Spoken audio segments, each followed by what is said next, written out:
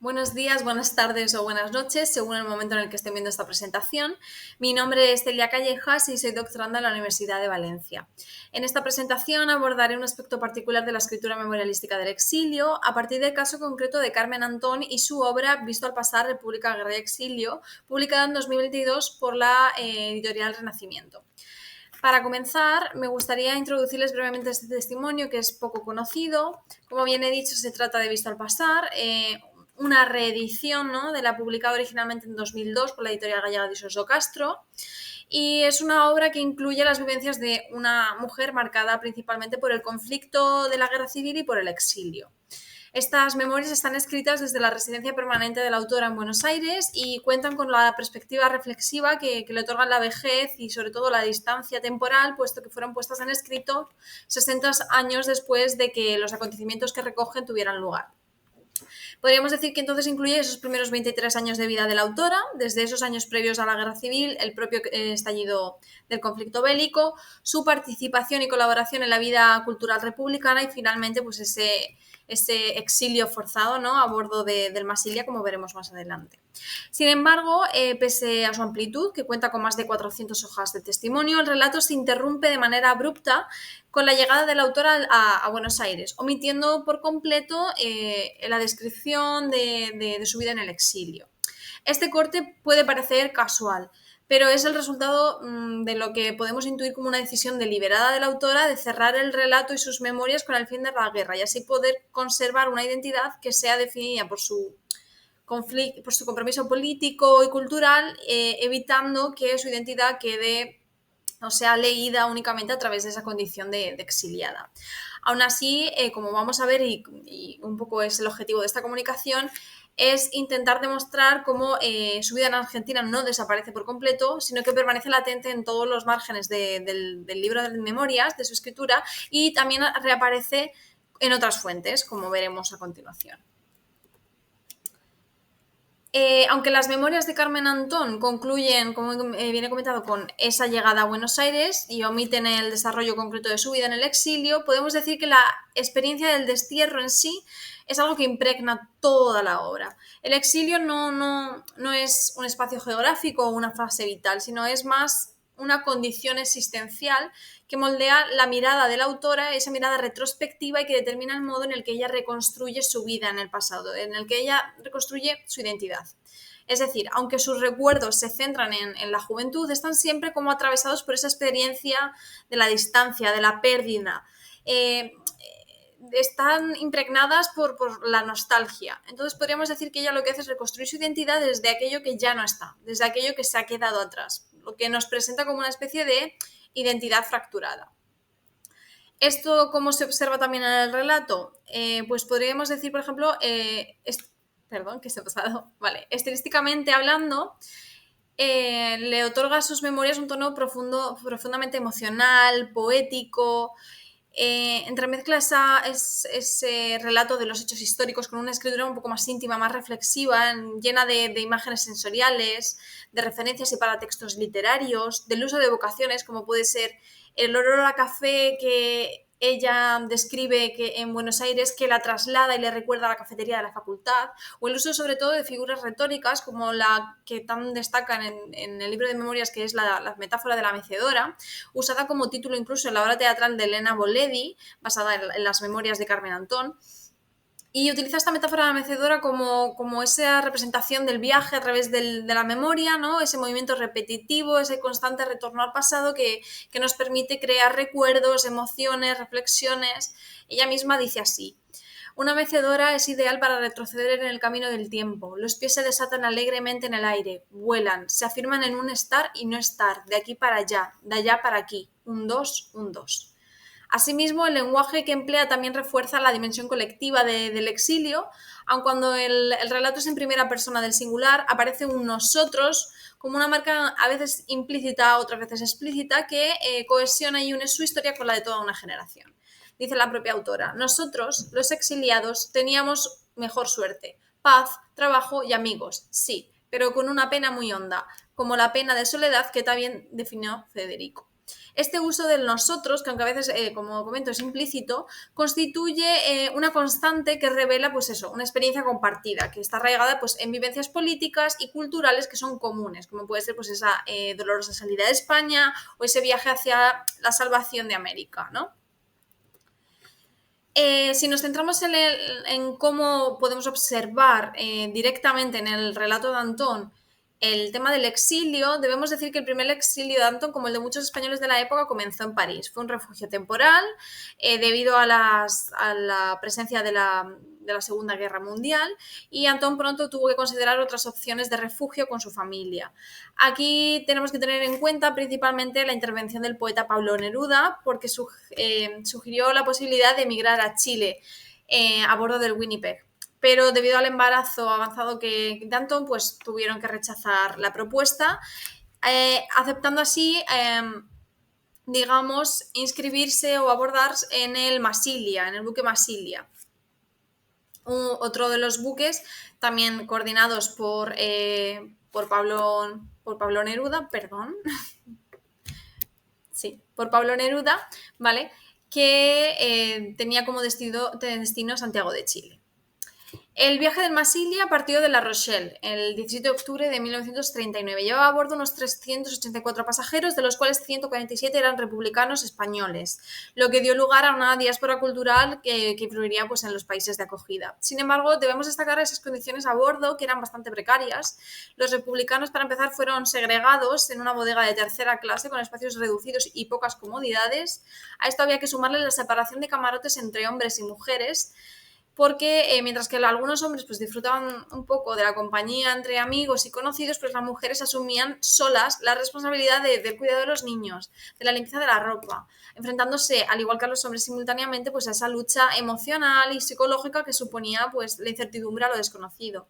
A esto había que sumarle la constante amenaza de ataques por submarinos o buques enemigos, por, como decíamos, debido a ese contexto de la Segunda Guerra Mundial.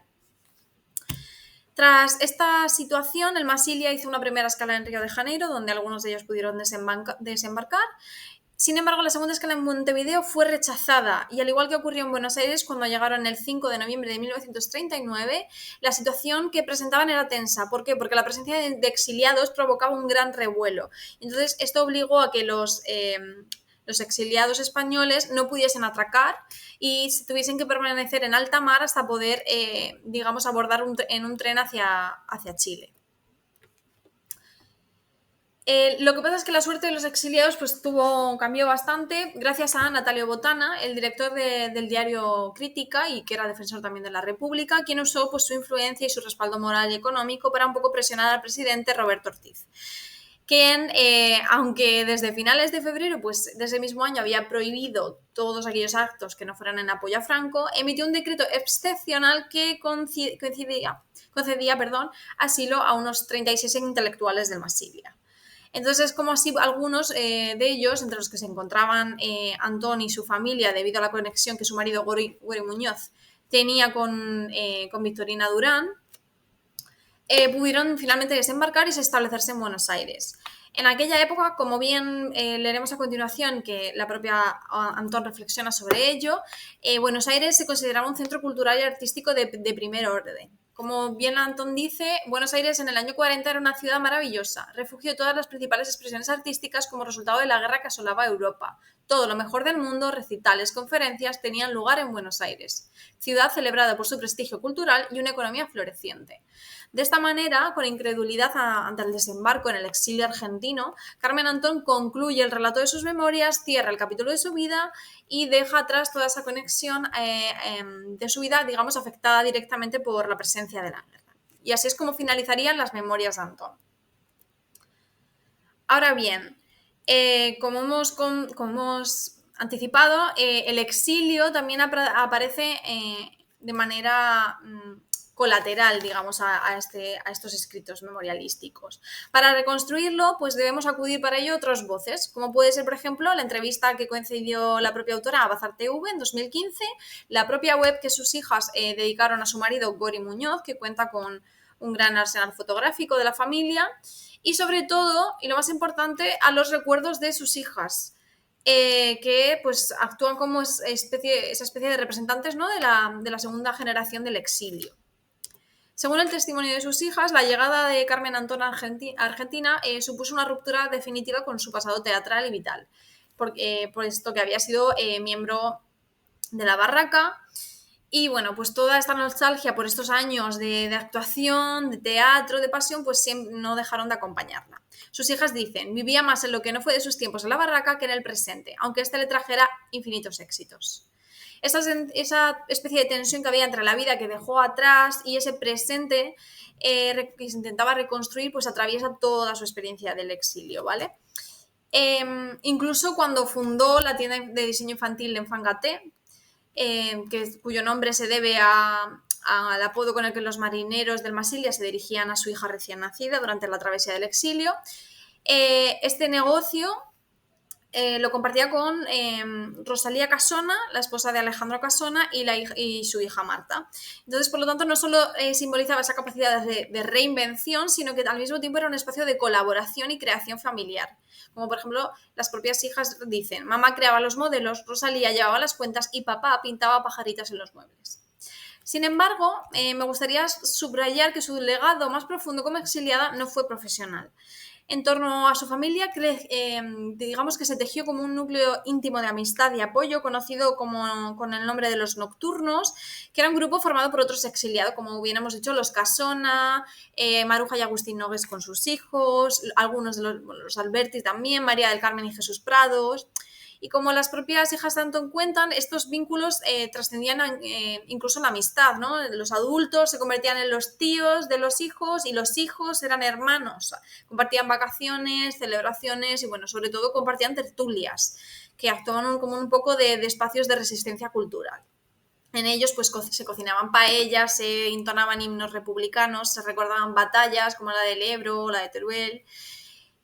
Incluso las propias palabras de María Teresa León dan testimonio de esto. Las propias palabras que cierran, digamos, las memorias de María Teresa León, que dice: y hoy qué pena, ya no me puedo sentar en tu casa ante la paella magistral de Mari Carmen, a quien sus hijas, pensando no imitar a nadie, han imitado tanto. Estas reuniones no solo mitigaban la nostalgia, sino que también articulaban como una forma de continuidad política, afectiva, ¿no? Esa constancia del recuerdo que al final les facilitaba la configuración de una memoria colectiva compartida. Donde esos relatos, pues, que eran individuales, se trenzaban, ¿no?, con los grandes traumas históricos del siglo.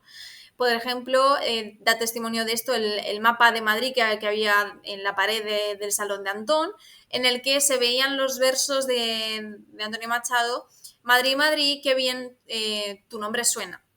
Así pues se mantenía viva pues la imagen de una España que era irrecuperable y actuaba al mismo tiempo esto como no podríamos entenderlo como esa perfecta metáfora de la división interna propia del exiliado, ¿no? En el que el hogar en Buenos Aires, por ejemplo, era resultado pues de nuevos recuerdos, de nuevas personas, pero que al mismo tiempo seguía conservando una profunda huella del pasado.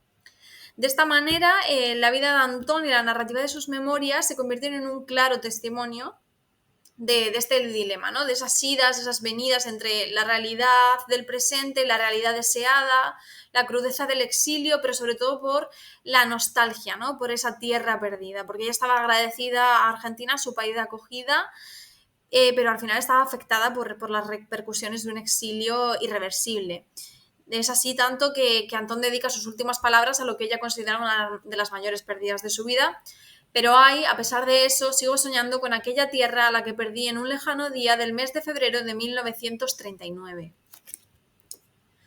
Así podríamos decir que el testimonio de Carmen Antón plantea una tensión fundamental: cómo narrar el exilio sin contar el exilio. Su silencio sobre pues, la vida en Argentina no es como hemos comentado, no es un vacío casual, sino más una forma de ordenar la memoria, de proteger una identidad más ligada a la República. Entonces, en lugar de describir el destierro, lo que hace es bordearlo, lo deja como entrever en los márgenes, lo convierte casi en una metáfora, en una atmósfera. Entonces, frente a este silencio, otras voces son las que deben tomar la palabra. Por ejemplo, las memorias de sus hijas, los relatos compartidos en los espacios de sociabilidad del exilio, la vida que se reconstruía en comunidad. Todo esto nos permite completar, aunque sabemos que nunca del todo, la imagen de una mujer que, a pesar del desarraigo, pues supo tejer nuevas formas de pertenencia. Entonces, la historia de Carmen Antón, pues no es solo la de una exiliada, sino la de alguien que eligió narrar desde lo que quedó atrás. Y es ahí, en esa elección, donde el exilio aparece con más fuerza. No es un episodio, sino es una condición de vida, como si fuese una herida, pero sobre todo como si fuese un legado. Y hasta aquí la ponencia. Muchas gracias por su atención.